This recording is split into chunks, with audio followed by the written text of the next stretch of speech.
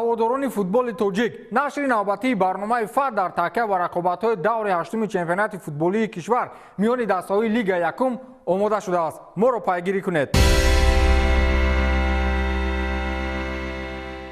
دوری هشتم غیر انتظار جدول مسابقه را به گفتار مردمی گلاگیردو کرد. ماهر یوان از موقع اول به سیوم رفت، شادمان ایسار از موقع هفتم بر جای دوم برآمد و دسته پرواز از موقع هشتم بر جای سیوم رفت. این در نتیجه اشتراک نکردن دسته برقچی و بیرون رفتن دسته روشن ظفرآباد از جدول مسابقه به میان آمد که بعضی دسته ها با این سبب بازی های کم کردند و برای در موقع خود باقی ماندن امتیازشان کافی نبود. از این روی یگانه دسته که با روشن ظفرآباد بازی نکرده بود این هولبوکی واسه است. مقصد کدام دسته تا دور هفتم با روشن ظفرآباد برخورد داشت امتیاز به دست آورده یا از دست رفته‌اش اختصار گردید که بعد این در جدول مسابقه تغییرات‌های بزرگ به میان آمد. هولبوکی واسه به موقع اول رفت که آنجا ماهر یوان بود و پرواز شادمان نیز به موقع‌های بالایی کوچ بستند که این دسته ها هم با روشن برخورد نداشتند. حالا هولبوکی واسه همچون صدرنشین جدول مسابقه با فاصله بزرگ پیشرفت است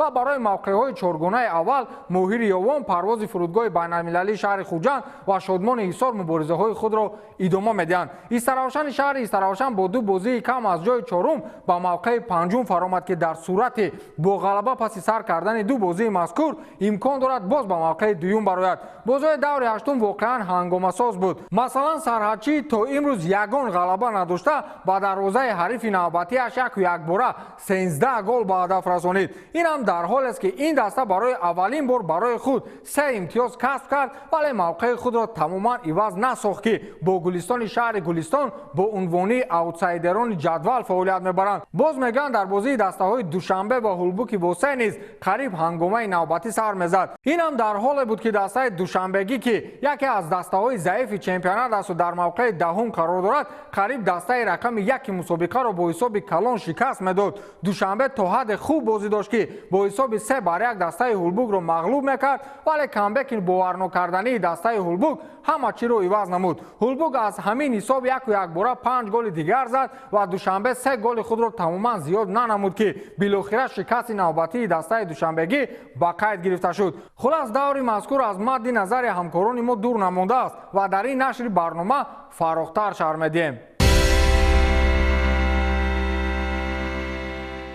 سرول میخواهم در مورد یک موضوع حرف زده باشم که متاسفانه روزهای اخیر داغ فوتبال تاجیک گردیده است. شما الکی میدونید که در نتیجه انجام دادن چند کارهای اپراتیوی فوتبالبازان و مربیان و چند از اعضاهای دیگر دسته‌های چمپیونات تاجیکستان با سبب دست زدن به کارهای نامطلوب و شریک شدن با عملهای غیر فوتبالی و ویران کردن قاعده‌های فوتبال از جمله فروختن نتیجه بازی و پولخوابانی دستگیر شدند. بنابراین سبب هیئت مخصوص از فدراسیون فوتبال در همکاری با لیگ فوتبال تاجیکستان با تمام نهادهای فوتبالی کارهای فرماندهی می‌گذرانند که این نوبت روز 17 ایون در تالار کاخ فرهنگ شهر ایسار رهبریت فدراسیون فوتبال تاجیکستان و لیگ فوتبال تاجیکستان در همبستگی با نمایندگان واحدهای علیحده وزارت کارهای داخلی جمهوری تاجیکستان با مقصد شهر و توزیع سندهای معیاری حقوقی سمت فوتبال و کودکس انتظامی فدراسیون فوتبال تاجیکستان با بازیگران، مربیان، رهبران و مسئولان دسته‌های فوتبال رگات تدز ترسونزاده و شادمان ایسار جلسه برگزار نمودند. مقصد از برگزاری جمع این پیشگیری فوتبالبازان و ورزشگران از گرایش به ظهورات و پدیده‌های نامطلوب در فوتبال و دوری جستن از تمایل با عملهای غیر ورزشی که نفوذ ورزش رقم یک سیاره را کاسته می‌نماید همزمان سهم گذاشتن در تطبیق دورنمای رشد فوتبال ملی و حمایت ارزش‌های ملی در عرصه جهانی میباشد. بازی که در دور هشتم واقعا هنگامه به میان آورد این واخوری دسته‌های گلستان شهر گلستان و سرحدچی ناحیه همدانی میباشد که نتیجه این بازی یکی از نشاندادهای رکوردی دیگر در تاریخ فوتبال گردید. این سال 60% دسته‌های لیگ یکم امکان دارند تا برای تاریخ دسته خود رکورد گذارند. تا آن دمه که دسته گلستان هست چنین شرایط فراهم میباشد. همه رقابت‌های دسته مذکور قریب با شکست‌های بزرگ پس سر میشود. خلاص این بازی بگوییم پورا با برتری دسته سرحدچی با کل امورها پس سر شد خطا نمیکنیم. گمانم فوتبالبازان سرحدچی این موسم اولین بار خود را یک دسته کامل رقابت پذیر احساس کردند. پاس‌های کوتاه و موقع‌های خالی را کسباً استفاده بردند در اجرای این فوتبالبازان احساس کرده میشد. فوتبالبازان دسته گلستان تماما بدون شانس بودند و قریب که یگان فرصت خطرزا برای حریف تأسیس داده نمیشد. این بود که بالاخره حساب رکوردی به قید گرفته شد. این بازی را همکاران ما پیگیری کردند و حالا امکان است که از این رقابت شهر بیشتر بگیرد. یکی از سرگلترین بازی دوری هشتم چمپیونات تاجیکستان بین دسته‌های لیگ یکم با اشتراک دسته سرحدچی نویای حمدانی و دسته گلستان شهر گلستان برگزار شد. برابر وارد شدن دسته‌ها به میدان و آغاز قسم اول این میدانداری، صاحبان میدان به هجوم گذاشته الکی در دقیقه سوم بازی با افتگال بصیرخان سنگینов در حساب بازی به پیش برآمدند. در دقیقه دهم این میدانداری باشد بعد خطای حمایتگران دسته گلستان داور مرکزی به دروازه مهمانان ضربه جریمه‌ای 11 متره تعیین نمود که حالت رو سربانی دسته سرحدچی فاروق صفالов با گل انجام داد. حمله‌ور کناری دسته سرحدچی مامورجان بوتاєв باشد در 2 دقیقه سعی‌ترش در دقیقه 12 و 14 نیمه اولی بازی با زدن 2 گل دست یافت. باید گفت که در دسته گلستان شهر گلستان اساساً دستپروران مکتبی ورزشی میدانداری نموده قسمتی از فوتبالبازان از اول این موسم ترک دسته نمودند. از این حالت دسته سرحدچی خوب استفاده نموده باز هم در ادامه بازی با زدن گل‌های زیاد دست یافت. مؤلف گل پنجم دسته سرحدچی سمندر شریپов گردید که این گل در دقیقه 23 میدانداری به هدف رسانیده شد. با گزارش شدن 2 دقیقه نیم حمایتگر کناری دسته سرحدچی فیروز بورونов نیز با زدن یک گل خود شرفیاب گردید. لطیفов دولتبек از دسته صاحبان میدان در دقیقه 34 بازی گل هفتم دسته‌اش را وارد دروازه رقیب نمود. با گزارش شدن 5 دقیقه در دقیقه 39 میدانداری باشد باز هم سربانی دسته سرحدچی فاروق صفالov گل نوبتیش را در این دیدار به ثمر رسانید. نهایت در دقیقه 42 نیمه اولی بازی باشد میرزایف سوراب گل نهم دیدار امروزه را به هدف رسانید و دسته‌ها با حساب 9-0 به تنفس برآمدند. در ادامه بازی باشد در هیئت دسته سرحدچی تغییرات به عمل آورده شده بیشتر فوتبالبازان جوانی دسته به میدان آمدند ولی گلباران دسته گلستان در این قسمت بازی نیز ادامه یافت. در دقیقه 53 بازی باز هم سربانی دسته سرحدچی فاروق صفالov توانست که با یک ضربه هدفرس دروازه رقیب را رخنه نموده خطریک را در این دیدار به نام خود ثبت کرد. در دقیقه 68 بازی باشد محمدجان تاشمتov نیز دروازه مهمانان را رخنه نموده یک گل را به نام خود ثبت کرد. فوتبالبازان جوانی دسته گلستان در این دیدار از فارغبالی دروازه‌بان صاحبان میدان استفاده نموده بعدی به بازی درآوردن توپ از مرکز میدان میرزازاده بیژن با زدن یکی از گل‌های جالبی دوری مذکور دست یافت. بعد این گل دسته سرحدچی نیز برابر با بازی آغاز کردن از مرکز میدان به هجوم گذاشته قربانزاده دولت گل نوبتی دستش را به دروازه مهمانان وارد نمود. در قسمت آخر این میدانداری باشد سعی‌ترش در دقیقه 90 دولتبek لطیفov با زدن گل دوم خود در این دیدار دست یافت. همین طریق دیداری دسته‌های سرحدچی نویای حمدانی و گلستان شهر گلستان در دایره دوری هشتم چمپیونات تاجیکستان بین دسته‌های لیگ یکم با حساب 13-1 به انجام رسید و دسته سرحدچی 3 امتیاز اولین خود را در این موسم به دست آورد. Игра еще раз показала, что в этом году в начале чемпионата мы, если честно, чуть опоздали и собрали игроков наших местных со школы ДСШ. Ну, от игры к игре все равно я смотрю, ребята стараются, но уровень не позволяет. Ну, сейчас у нас наладилось все, и мы ко второму кругу уже наберем более опытных, профессиональных игроков и будем нагонять упущенное. Единственный игрок, который у нас сейчас есть, это вот Бежан, он, который отличается, и вот каждую игру, вот у него сейчас 5 голов, и все 5 голов забивает он. Видно, что он всегда в форме, всегда готов. И вот сегодняшняя игра это показала.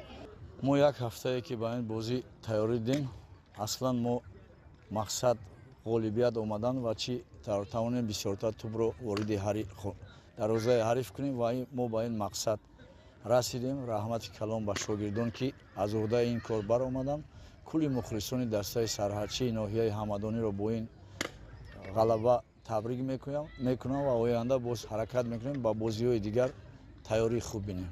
چیزی که ما از بازی میخواستیم خوشبختانه امروز همون بازی شدک و از بچه‌ها خیلی بازی نقص کردن. هم چیزی که ما در بچه‌ها وظیفه دار کرده بودیم امروز همشون از عهده وظیفه هاشون برآمدن. رحمت برای بچه‌ها میگیم برای بازی خوشم. خب من در بازی امروز چیکار دیدیم خیلی گل ها زیاد زده شد. من برای دسته این چی داده میتونه؟ بله این گل ها خیلی برای ما لازم بود. برای که ما قریب 9 گل خفا بودیم. برای ما این گل رنگ بود و هوا وارد در کار بودن و بچه‌ها از عهده کار برآمدن. همون توپایی که به ما نمیرسیدن امروز در این بازی برابر کردن. خب در بازی میماده که باز رقیبی بسیار مشکل من باز هم یکی از مدعیان برای لیگ عالی رو گرفتن با دسته سرافشان است. تیاری چگونه میشه؟ بله بعد از این بازی ما با دسته سرافشان در میدان خود بازی برپا میکنیم. خیلی دسته پرقوت است سرافشان. یک بازیشون ما شاهد بودیم رفتیم خاطر با دسته پرواز بازی کرده بودن. ما در اونجا اشتراک کرده بودیم. در سطح عالی بازی میکند. هیچ گپ نیست این ورزش است. میدان از دلیر است بازی میکنیم. قطعی کمی که باشد نباشد نه که بازی خوب میشود و با همه مخلصان دعوت میکنیم که 23 در میدان دسته مسکر سرحدچی بازی برپا میکنن همه با میدان فوتبال اومدن. بازی دیگر دور هشتم با طور زایل برگزار شدند. چگونه گفتم دسته دوشنبه از هولبوک واسه در نتیجه کامبک غیر انتظار با حساب 6-3 شکست خوردند و اوریون و اصفهان رقابت خود را با حساب 1-1 مساوی نمودند. دو دسته نوکار چمپیونات شادمان ایثار و پرواز فرودگاه بین‌المللی شهر خوجند با نشان دادن این بازی جالب‌ترین دور یکی از بازی‌های سرگل را به نمایش گذاشتند و در نهایت شادمان ایثار با حساب 4-3 غلبه کرد.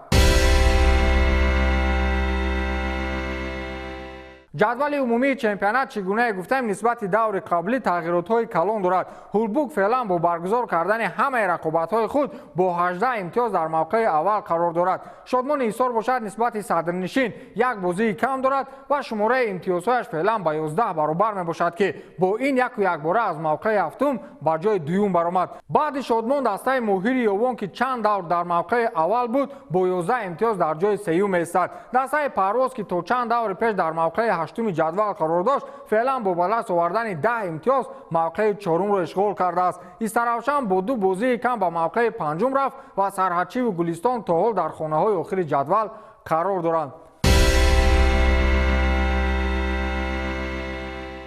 بازی‌های آینده چمپیونات یعنی دور نهم رقابت‌ها این گونه صورت می‌گیرند. دسته برچی با تیم گلستان شهر گلستان در میدان خود دیدار انجام می‌دهد و دسته ماهر با اوریون اصفهان رقابت خواهد کرد. دسته هولبوک واسه تیم شادمان ایثار را در خانه خود انتظار است و دسته استرافشان با مهمانی سرحدچی می‌رود. سرای کمر در میدان خود با پنچر بلخی بازی می‌کند.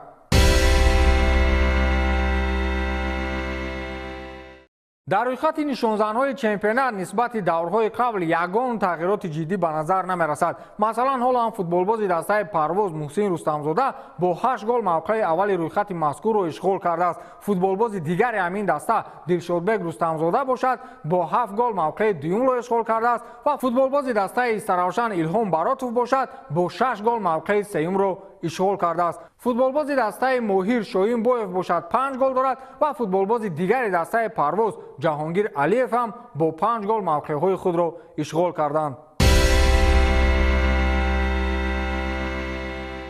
این برنامه فقط بود که ما از دور هشتم چمپیونات تاجیکستان اوید با فوتبال میان دسته‌های لیگ یکم شما را آشنا کردیم. تا دورهای بعدی شاد و پیروز باشید. خیر.